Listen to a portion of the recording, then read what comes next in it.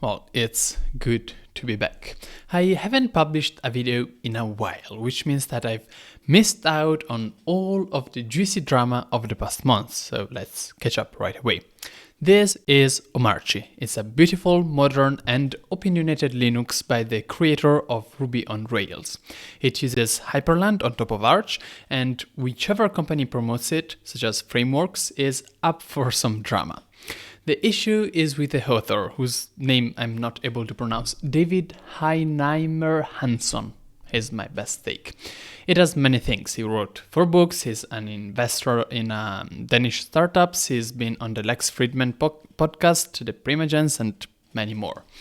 As Ruby developer Tom Stewart puts it in a 2014 Lightning talk, DHH is an intelligent and successful person. DHH invented Rails, and now I can get paid for writing Ruby even though I enjoy it. He also says, shortly thereafter, DHH is the Fox News of Ruby. He's noisy, he's reactionary, he's anti-intellectual, he's very sure he's right, and he enjoys being rude. Maybe I should have mentioned that the title of the Lightning Talk is the DHH problem. Things haven't changed much. 10 years later, we've seen an open letter to the Rails core team and Ruby community asking to cut ties with David. This open letter has been signed by many Ruby maintainers, the co-founder of Discourse and Stack Overflow, and more. However, it was ultimately unsuccessful in achieving its intended purpose or raising enough support. Indeed, David's Arch-based Linux distribution is becoming extremely popular, and David claims to have a wide range of opinions going from left-leaning to right-leaning, but all moderate and reasonable. And if you haven't been following closely, you might not be aware of exactly why so many people are angry at him. So let's clear this up. A mosaic of positions. Well, David believes that Israel's occupation of Palestine is an apartheid regime, that abortion should be legal and accessible with some restrictions, and that structural racism is a big problem in America. He says that if you take just those 3, you're going to form an impression of someone that is team liberal or left. He also believes that Russiagate was a mass delusion, that Parler's eviction from the internet was wrong, and that Trump was mostly right on trade with China. But at the same time, he thinks that cars don't belong in cities, that climate change is a catastrophic problem, and that Bitcoin is bad. He also dislikes the usage of the word snowflake as an insult, and he believes it should be a compliment instead. So why is he listing all of these takes? Well, his claims is that, just like everyone, he is a mosaic of different positions, some of which are more or less liberal, some of which are more or less controversial. And I agree with many of these takes, namely all of the ones that he presents as left-leaning. I'd also be willing to debate some of the right-leaning ones. As an example, I do think that companies like Google and Apple can decide that they don't want to host right-wing social networks like Parler, and that is not related to freedom of speech. But at the same time, I think that raises a question on the centralization of the web, and that we should be careful with allowing companies to fully control which apps can run on a given operating system. I'm happy that the EU is forcing Google and Apple to allow third-party application stores and payment services. I think this would be an interesting discussion.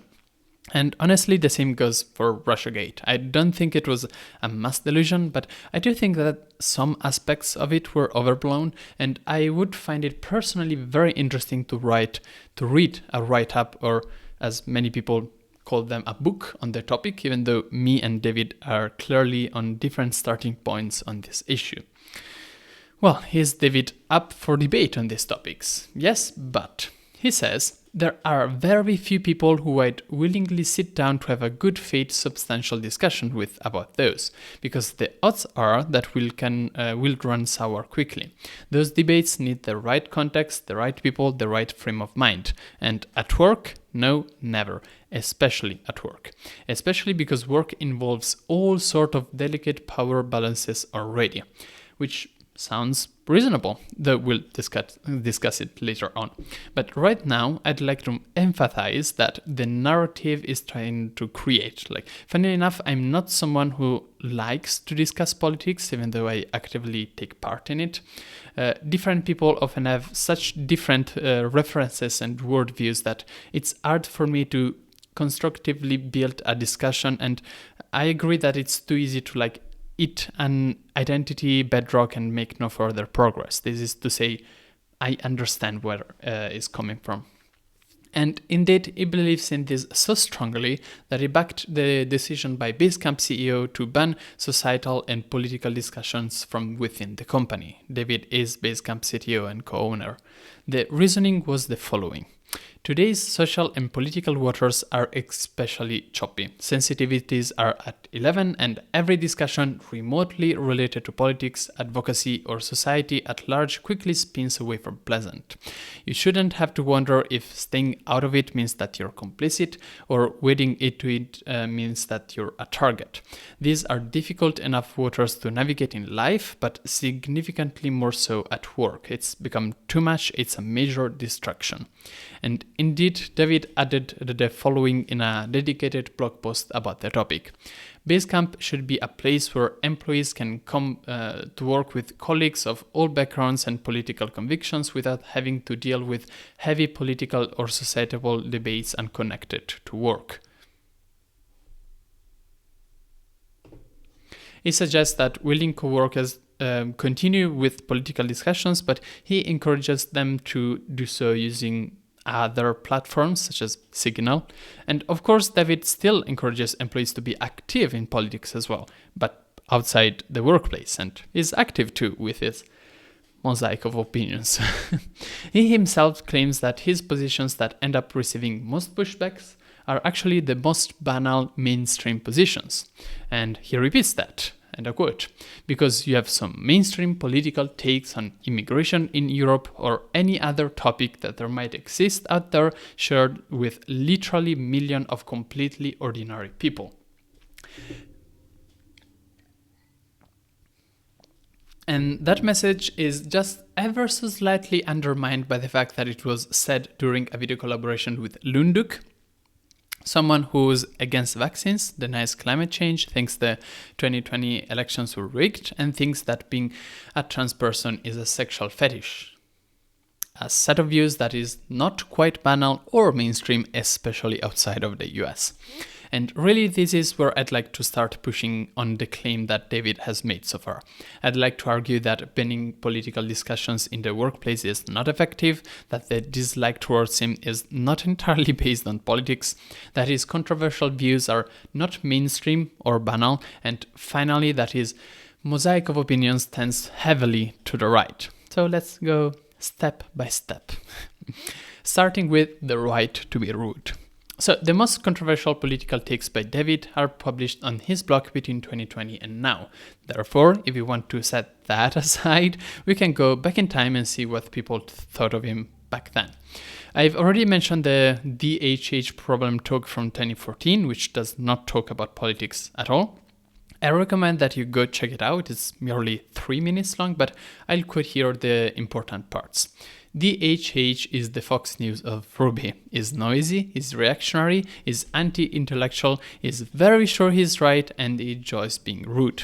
Just like Fox News, DHH appeals to common sense and makes a show of being fair and balanced, but in reality, his arguments use aggressive rhetoric and rely on a fixed viewpoint. To pick a topical example, is TDD hard in Rails apps because TDD is dead, or because Rails makes TDD hard? Is TDD not worth the effort because TDD is dead, or because the complexity of software can be managed more effectively if you only work on one product for which you control the requirements? If we only listen to DHH, then we'll never know, because DHH is just one person and he only has DHH experiences. All I'm saying is the Ruby community is large and diverse and thoughtful, and that is why I love it. Please listen to DHH, his experiences are valuable, but DHH does not speak for me, and it probably doesn't speak for you. Even before this talk, in 2008, Jeff Atwood, the co-founder of Stack Exchange and Discourse, wrote a blog post titled "Dashbuggery, all about DHH."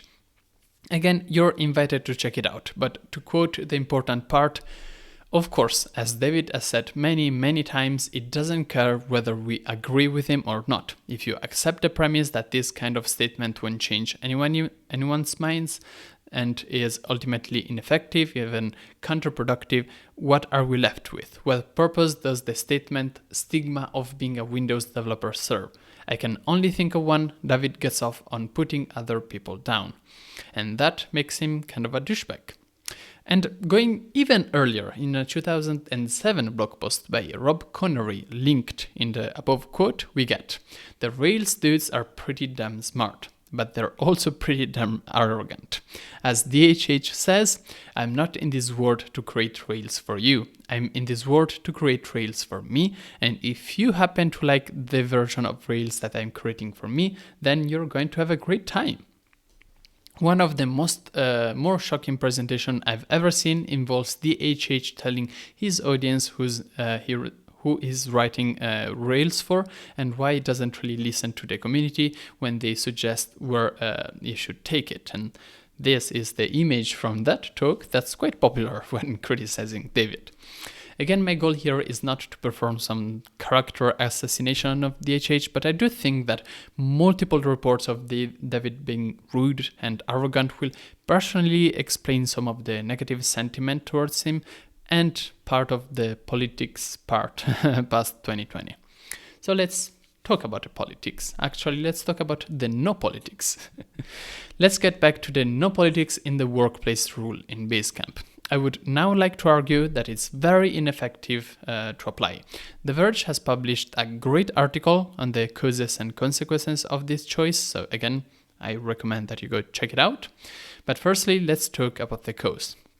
Basecamp customer service representatives began keeping a list of names that they found funny.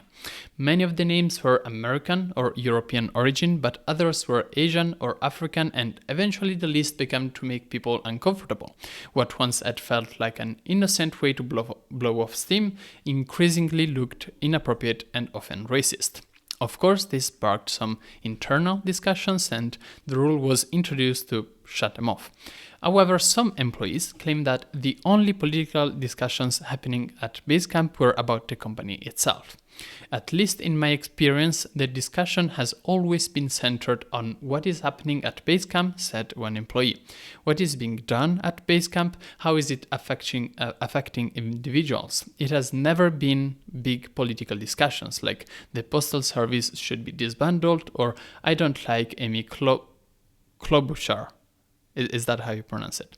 And indeed, I think it's possible to drive forward a company I think it's impossible to drive forward a company or organization without making explicit political choices. Suppose, as an example, that someone intentionally misgenders someone else. Well, you could ban that person from the community or warn him, it's going to be him, which would be seen as a political discussion, and as we will see, DHH would disagree with a ban. Alternatively, you could ignore the misgendering, which would also be a political stance, because you'd be either not considering misgendering as a form of harassment, or you would think that it's better to have free speech rather than harassment-free organization or workplaces, both of which are quite political takes. Now, this is a rather specific example, but it's just one of many. Moderation requires constantly making political choices, and the same applies to building an international product. These kind of issues will arise and have to be discussed. The discussion around the release of name is a good example. Jane Yang, is that how you pronounce it? Data analyst at Basecamp makes another example. She said the company profit sharing plan gave up more profit to people who have a longer tenure, a group that is majority white and male. Making that discussion of limits internally could ensure that inequality in profit sharing becomes a structural feature of the company. Basecamp even let a Chicago mayoral candidate use their offices as campaign headquarters in 2018. That's sort of political. After the no politics rule was announced, one employee wrote an open letter to Jason and David, which highlights even more political disagreement between them and employees and how they handled it. I quote, "When our use restriction policy was first officially rolled out, neither hate speech nor harassment were included. One of my colleagues and I had debated vigorously for their inclusion with David in writing while Jason gazed from the sidelines, intellectually making our case before ultimately being told no.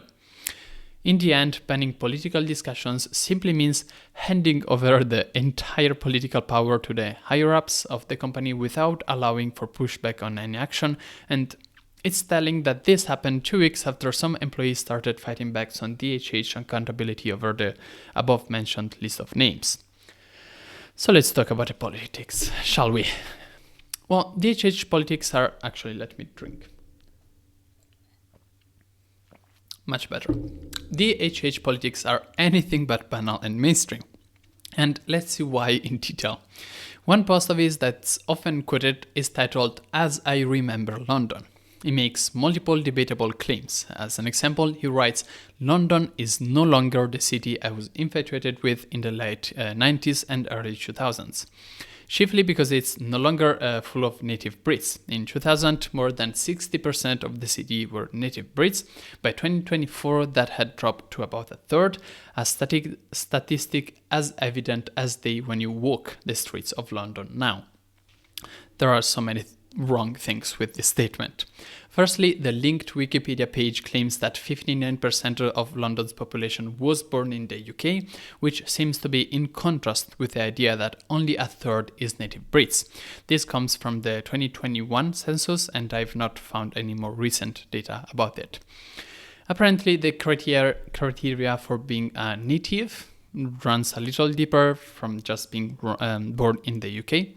And you could argue that to be native, your family needs to have lived in the UK for a certain amount of generations. However, we don't have data about that. So how did DHH come up with a 1/3 number? Well, my suspicion is that he's going after this graph, only counting white British as native Brits. I don't see any other way to interpret the data in a way that supports his claim. However, this is just insanely misleading. As an example, in 1981 and 1991, we know that 13 and 19% of London's population were already non-white, so I don't think that we can dismiss all non-white and also non-native as also not native Brits, as the 2021 census also suggests. And this data was conflating white British and white other, which were later split apart. He also considers all white other ethnic groups to not be native Brits, which is particularly weird because he claims he can see how many people are native Brits by just walking through the streets of London. Which seems to be an elegant way to write, "When you walk the streets of London now, there are too many black and Asian people and not enough white people." I don't know how else to read this. It's weird to point at both white and non-white people born and raised in London's culture and claim that they are a problem. How would that be the case? And yet, according to DHH, what's happening is a demographic nightmare.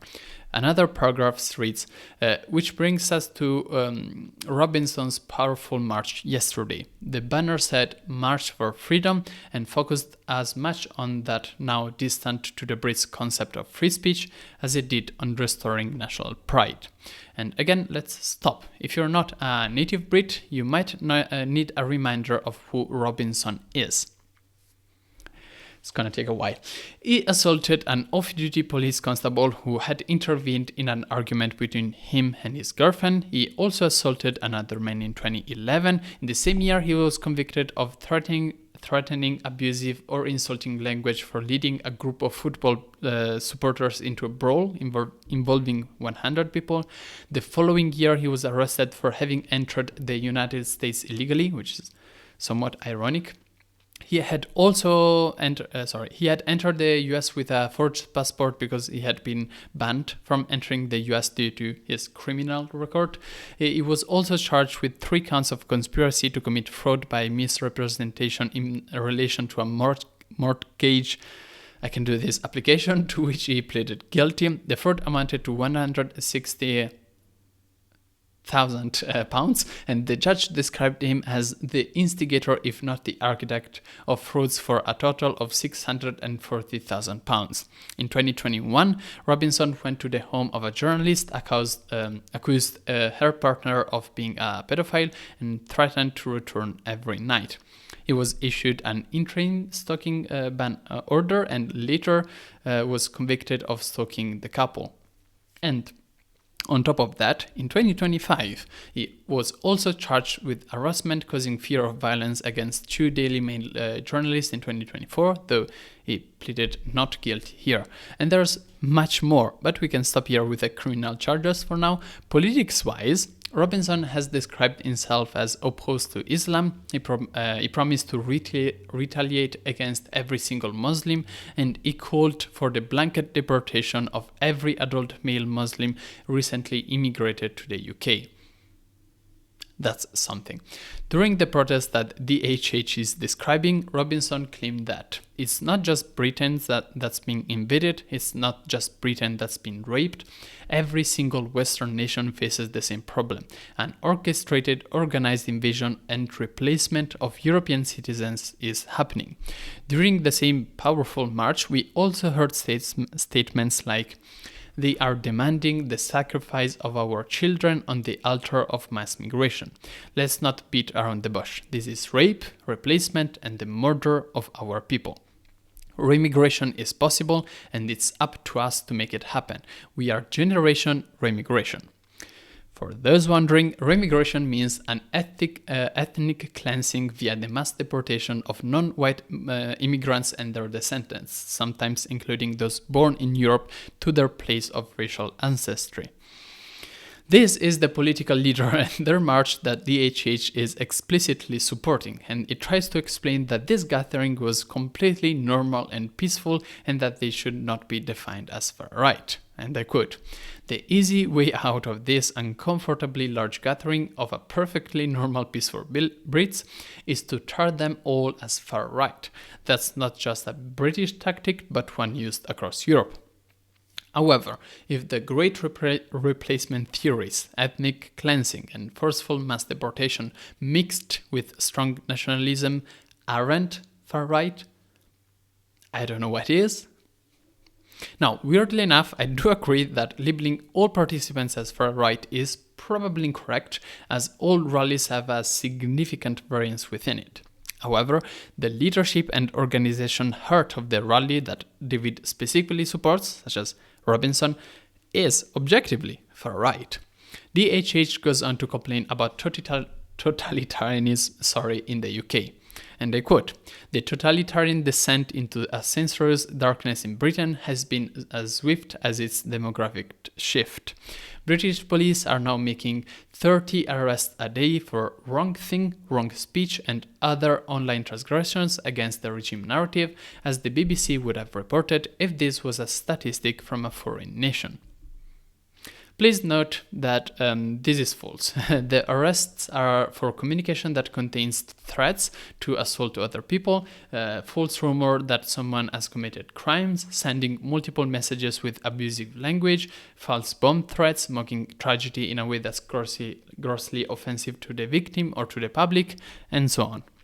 On top of that, the law that the article was referring to has already been repealed and replaced with the Online Safety Act in 2024, so it's not even longer relevant. And furthermore, the Crown Prosecution Services make sure that free speech is safeguarded, even speech that offends, shocks, and disturbs, as covered by the European Convention on Human Rights. As Emma Monk, who wrote a detailed blog post about this, states, "People are not being arrested, let alone charged, for stating their political opinions on Facebook. As yet, I have not come across a single third police story that has turned out to be true." As an example, she mentions that claims of arrest due to criticism of a local councillor turned out to be actually caused by an accusation of harassment. DHH also provides his own example. And I quote, most recently, 5 officers came to arrest comedian Graham Linehan for illicit tweets. When much of the media reports a story like this, it's often without citing the specific words in question, such that the reader might imagine something far worse than what was actually being said. You should actually read the 3 tweets that landed Linehan in jail and earned him a legal restraining order against using X. It's grotesque. So let's do that. The incriminated tweets says the following. If a trans-identified male is in a female-only space, he is committing a violent, abusive act. Make a scene, call the cops, and if all else fails, punch him in the balls. Which is an invitation to violence. And let me drink. It's worth saying that Twitter itself had already permanently suspended his account after repeated violations of the rules against hateful conduct and platform manipulation. Linehan evaded that ban by creating a fake account that impersonated a transgender man. That account was also banned, but he created another. Then he was reinstated on Twitter in 2022 when Elon Musk took over the platform. However, he was banned again when he tweeted the words, "There, I'm gonna kill them," referring to trans rights activists. Again, his account was later reinstated. Don't worry, he's fine. Finally, it's worth stating that a bail condition not to post on X that DHH is mentioning only lasted 1 week, and he was released without charge. All in all, if the UK government is attempting to be a totalitarian state, honestly, I don't think they're doing a good job. The worst they could do to somebody who's very clearly opposed to them and who has multiple times jokingly incited violence is to briefly detain him and not let him use Twitter for a week. Getting back to the post, DHH then starts to explain why he thinks that non-native Brits are the problem. He states, "I really feel for the Brits because it's not obvious how they get themselves out of this pickle. They're still reeling from the Pakistani rape gangs that were left free to terrorize cities like Rotherham and Rockdale for years on end with horror movie-like scenes of the most despicable, depraved abuse of British girls. And similarly, unwilling to just let their society wither away with while their bobbies chase down bad tweets instead of their rampant street thefts or those barbaric rape gangs, unwilling to resign the rest of the country to the kind of demographic replacement that befell London all over the last 2 decades. Again, regardless of how I pronounce them, I find these examples misleading. As an example, according to the Center of Expertise on Child Sexual Abuse report of 2023-2024, white British people are actually overrepresented in comparison with the general population of England and Wales. This means that a higher population of non-white people would actually predict a lower amount of child sexual abuse, even though the correlation is low enough that it wouldn't be by a significant number. As the J report about the Pakistani rape gang writes, there is no simple link between race and child sexual exploitation, and across the UK, the greatest number of perpetrators of CSE are white men. Bringing up single examples, regardless of how popular they might be, cannot change the broader statistics. Jake Lazaroff wrote a blog post about this topic, which ends very appropriately. Let's ditch the superlatives and review David's post objectively. He thinks that even if you were born in the UK, you only count as native Brits if you're white. He wouldn't consider living in London specifically because it has too many people of color. He uses racist tropes to accuse Asian men of being dangerous predators who attack white women. He pushed debunk conspiracy theories about immigrants replacing white people. He finds a march where speakers called for banning all non-Christian religions and ethnically cleansing immigrants heartwarming. And finally, and maybe most alarmingly, he argues that all of the above is normal and not extreme. I would also like to recommend the blog post by Paul Jensen on the same topic. Now, I've been focusing a lot on this post because I believe it's the best example of the attempt to pass far-right policies as common sense. However, we have to take a step back and check the bigger picture. Before I get to that, though, I'd like to mention that this video took ages to research, write, record. This is like the 5th take, edit, and so on. And surprise, this channel is now my only source of income. So thankfully, there's almost 100 people already supporting me amongst various platforms, Patreon, PayPal, LibrePay, Ko-Fi, and more. I'm extremely grateful to all of them, as that's the only reason I'm able to do all of this. Links are in the video description if you want to join. And finally, you can also subscribe on the website thelibre.news. On the same website, by the way, you can read this video as a text article if you prefer reading over watching videos, or if you don't like my pronunciation. You can also subscribe to them to receive them as newsletters if you prefer. And there's some extra content. What are you doing? Teleprompter, stop.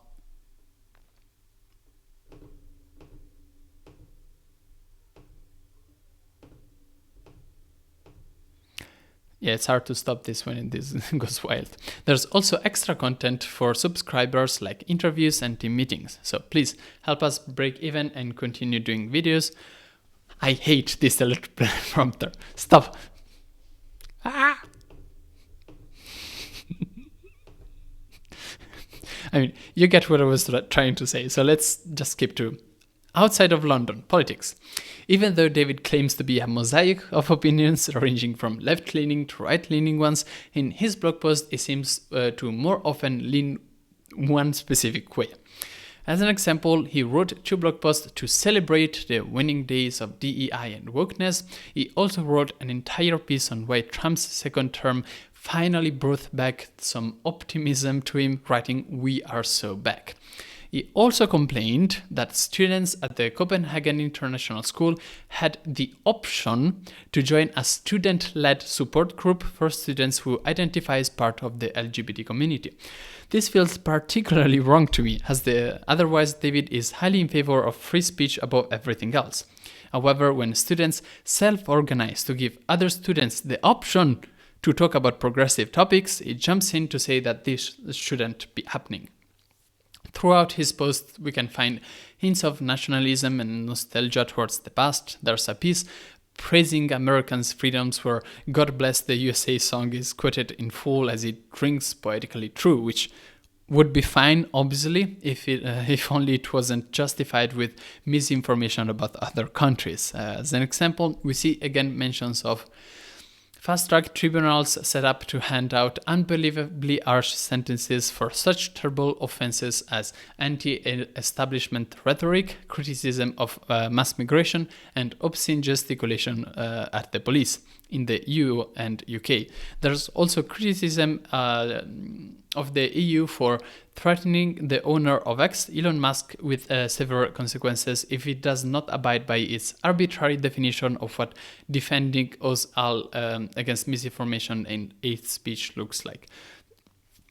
Threat is a weird word to use here, since the EU only threatened to apply the existing laws. We all live under that right, I guess. Furthermore, the letter that he's talking about was in the context of riots that took place in the UK triggered by disinformation related to a fatal stabbing attack. More specifically, post went viral claiming, you guessed it, that the murderer was Muslim, a refugee, and or a migrant. None of that was true. The perpetrator was born in the UK in an evangelical Christian household, and yet this false information was promoted by people like Andrew Tate and, you guessed it, Elon Musk himself. Thus, I feel like the EU had some legitimacy in warning Twitter about their amount of false information, given that one of the first thing Elon did was to dismantle safety guardrails aimed at curbing hate speech and disinformation and doing mass layoffs of the content moderation staff. And talking about Andrew Tate, DHH somehow felt compelled to write a blog post to defend him, complaining about the dichotomy of are you for or against Andrew Tate, and claiming that it's important to allow him his free speech. David says, you don't have to like any of Andrew Tate's takes on men, women, wealth, or the world to see that this modern, coordinated, unpersoned campaign against his wicked word is crazy. Who is Andrew Tate? Well, it's worth nothing that Tate was arrested on suspicion of rape in 2015, harassed a political activist by forcefully kissing her in 2018, kept 2 women in his apartment against their will, and was then charged with human trafficking in a continued form.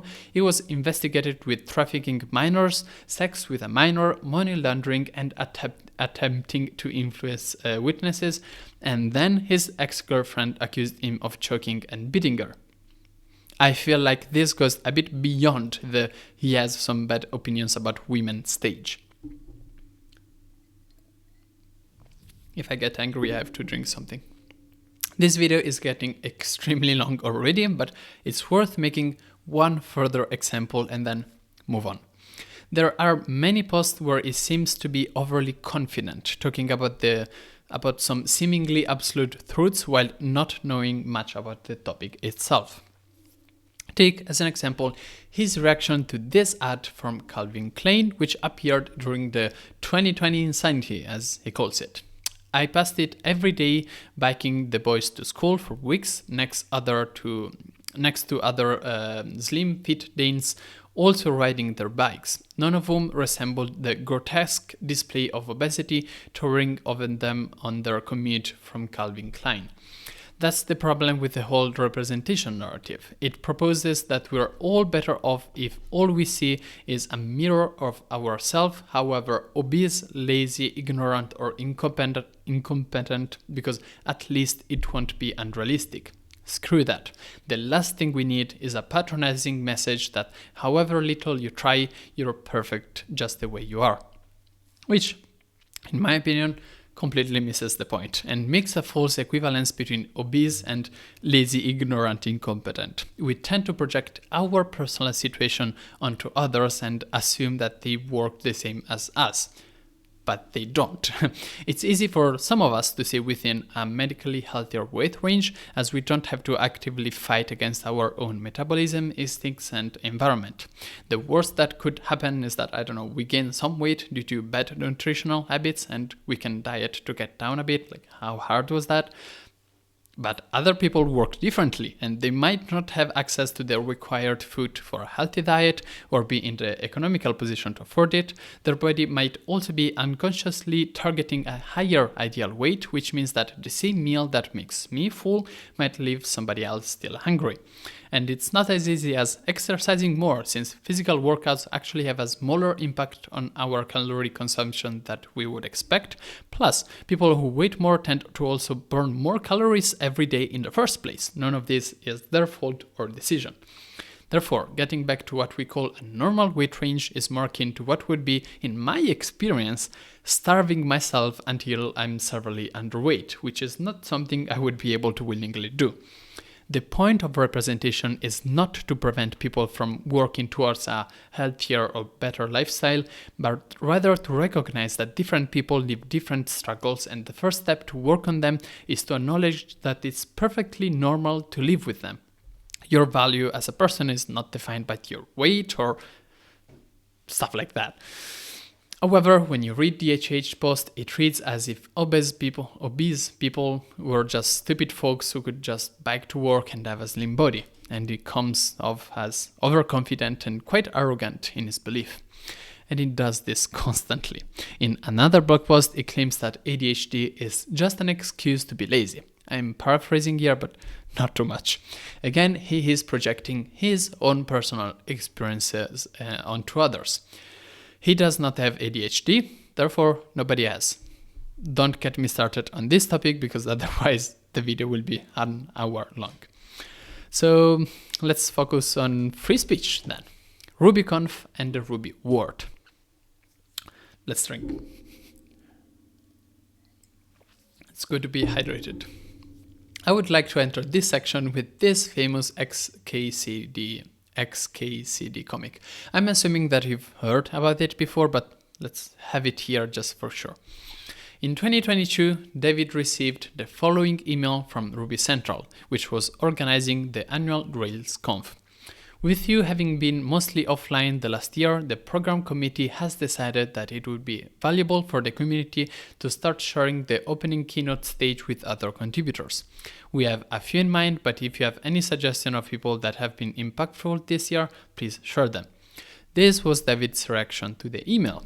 It's a real shame that this is the world that we find ourselves in now. One so sharply divided by politics and ideology that we can't even share the love of Ruby on Rails together at a conference without need to settle scores. Should companies that support RailsConf by sending employees, speakers, or sponsorship monies expect retaliation or exclusion if they end up transgressing against the whatever shrinking ideological ring surrounds the organizer or program committee? Now, let's blindly assume that David is correct in assuming that the organizer are lying about the reason for not asking him to host the 2022 keynote. Even so, Ruby Central is under no obligation to invite people to keynotes who are claimed to be actively rude towards other and racist or nationalists. I don't find that choice to be particularly surprising myself. Should companies that support RailsConf expect retaliation if they make openly racist and nationalist statements? How could they not expect retaliation? As a result of this choice and other factors too, in 2022, David founded the Rails Foundation, of which he is chair. One of the first things the new foundation did was to organize a competing Rails conference called Rails World. The conference was a success with more than 700 developers attending in its very first year. This meant that there were two Rails conferences, Rails World, organized by the Rails Foundation, and RailsConf, organized by Ruby Central. DHH chairs the Rails Foundation, but is also in the board of Shopify, one of the main sponsors of Ruby Central. However, the space for Rails conferences isn't that big, and the Ruby World eventually won it over. RailsConf, after not inviting David in 2022, had to shut down in 2025. For its very last RailsConf, Ruby Central decided to invite DHH back for a special fireside chat, and this was received very negatively by the community, with many complaining about Ruby Central now deciding to platform a white supremacist. Is DHH a white supremacist? You can judge for yourself by now, but I think you could argue he is. Even beyond the internet outrage, the choice to platform him angered one other sponsor of Ruby Central, Sidekick, who decided to withdraw its $250,000 a year sponsorship. You don't have to wonder their explicit reason, as the creator was pretty clear. Ruby Central suddenly found itself in a dire economical situation without a Rails conference. According to a reconstruction by Joel Draper, Shopify, which has DHH on its board, asked Ruby Central to perform a hostile takeover of RubyGems code. Without getting technical, RubyGems were already hosted by Ruby Central, but the code repositories weren't, and Shopify reportedly wanted the organization to have full control over them. You can read the full write-up, it's very long, to see exactly how it happened, but the gist of it is that Ruby Central board voted to take over the project and succeeded. Reportedly, Shopify explicitly asked one of the RubyGem maintainers, Andre Arco, to be excluded from returning to the project. Here's what one of the Ruby Central board members had to say about the vote. If I had voted the other way, I felt like I would be voting to start the process of shutting down Ruby Central. After the hostile takeover was publicly announced, DHH stated that he was happy to see it. Ruby Central is making the right moves to ensure that the Ruby supply chain is beyond reproach, both technically and organizationally. This concludes my quick recap of the recent drama in the Rails world. As a result of all of this, it seems that Ruby Central now finds itself in an extremely weak position, with the Rails Foundation taking over its conference and finding itself economically dependent on its sponsors to the point of performing hostile takeovers. Conclusion. Well, I said everything I had to say. Now, I hope that you will understand the hostility that many people in this community have towards DHH, his ideas, and his projects. I originally planned a longer conclusion, though I feel like this video is way too long already. But briefly, I think we should be careful when people present themselves as merely having common sense opinions and then start slowly drifting towards right-wing conspiracy theories like the Great Replacement. This, however, does not mean that we should be overly aggressive towards everyone that has moderate opinions, whatever that might mean. As an example, I've done an entire video about Hyperland and its developer, Vaxtree. In my humble opinion, he has made some mistakes in the past, but managed to mostly move past them. He still has some idea that I would personally consider childish. Sorry, Baxter, but he's totally not fascist, white supremacist, or anything like that. Yet. However, when Frameworks decided to sponsor Omarchy, Leadbird, and Hyperland, all three were considered fascist by some people, and there was even a troll-ish, I hope, proposal to add a fascist checker systemd plugin. And when I posted about this on Mastodon, I was told that I'm whitewashing Ladybird and Hyperland and doing pedagogy and more. And yet, I think it's strictly necessary to still be able to distinguish fascism from conservative people. And DHH often feels like the former. How much? 40 minutes of video. 46 minutes. Oh, that's a lot. Well, this video really took ages. much longer than I expected. I originally thought that I would take like 1-2 days to both write it and record it. Took me at least 2 weeks. So yeah, if you want to see more like this, links in the video description to help me out. I did the whole thing in one take though. Also, did you like the new studio lights and such? Let me know in the comments. I'm back.